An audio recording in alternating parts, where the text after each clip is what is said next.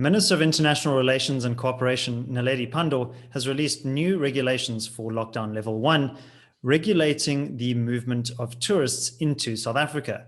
A number of countries have been identified as high-risk countries, prohibiting tourists from those locations to enter the country.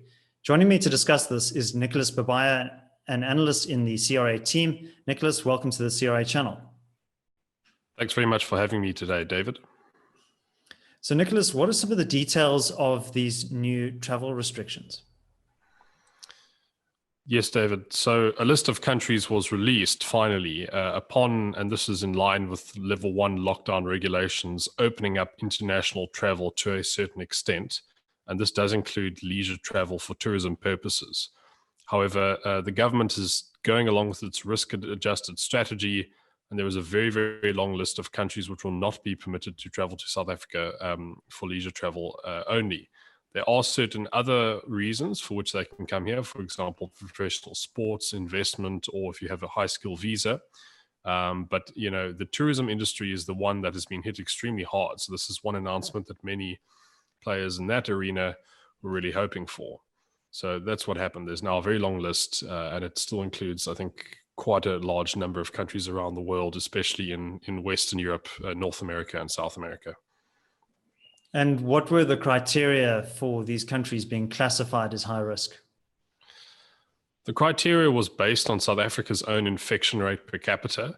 The government has stated that they're going to monitor the infection rates per capita of other countries, and based on how they weigh up in relation to South Africa, they will adjust accordingly, adding countries or removing countries from the list.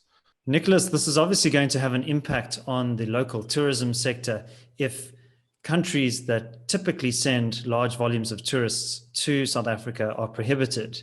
What is going to be the specific impact on the local tourism industry in your mind?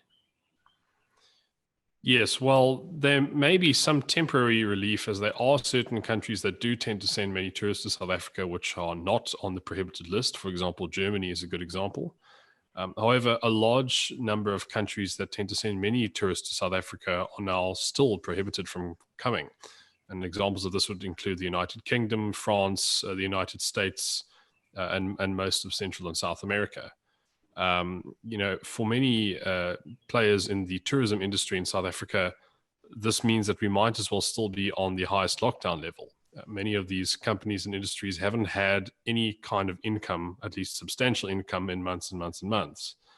And although this may seem like a relief, I think to a large extent, you know, it's not going to provide much of a relief until we get those countries that do normally send lots of tourists to South Africa.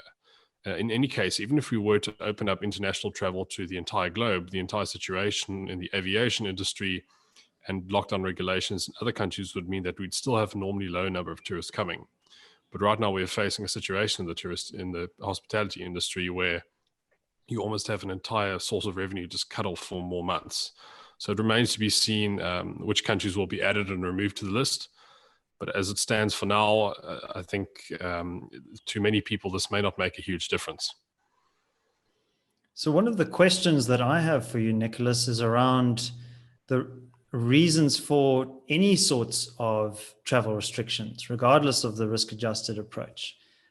We already have a very high level of community spread in South Africa, over 600,000 cases recorded. So what difference does it make if international tourists happen to have COVID come into the country? Is the very foundation of the restriction under question here? I think it is, David, and I think a strong argument could be made that restrictions on international travel, certainly at this stage of the pandemic, would seem to not make a huge difference. The fact of the matter is that there are a large number of countries in Western Europe, for example, who are experiencing what appears to be a second wave. But really, this is simply a second wave as a result of increased testing. You know, all these countries have not seen a commensurate increase in deaths. And I think this can be attributed to the fact that these countries have, to some degree at least, attained a sort of herd immunity. It appears that we have maybe achieved the same kind of herd immunity in South Africa. So the question must then be asked, if a person comes from one of those supposedly high-risk countries to South Africa, are they really posing a greater threat than if, say, one person in South Africa moves to a different province? In addition to this, there's also the strange arbitrary ruling that the entire continent of Africa has now been ruled as a low-risk zone, which I think should be welcomed, as quite frankly, I think the bounds for restricting international travel are not very strong in the first place. But there are countries in Africa that at least appear to not have reached their first peak, for example, Mozambique. There's also the fact that Africa has been testing, relatively speaking, not that many people. This is simply due to not having enough money, not being as well developed. But I think the South African government has interpreted these low confirmed cases as being low risk. So, you know, David, I would say that this is really totally arbitrary in the way that they're doing this. And you have a situation now where countries are ironically being punished for doing well and testing a very large number of people because it makes them look like they have a large number of active cases within their population.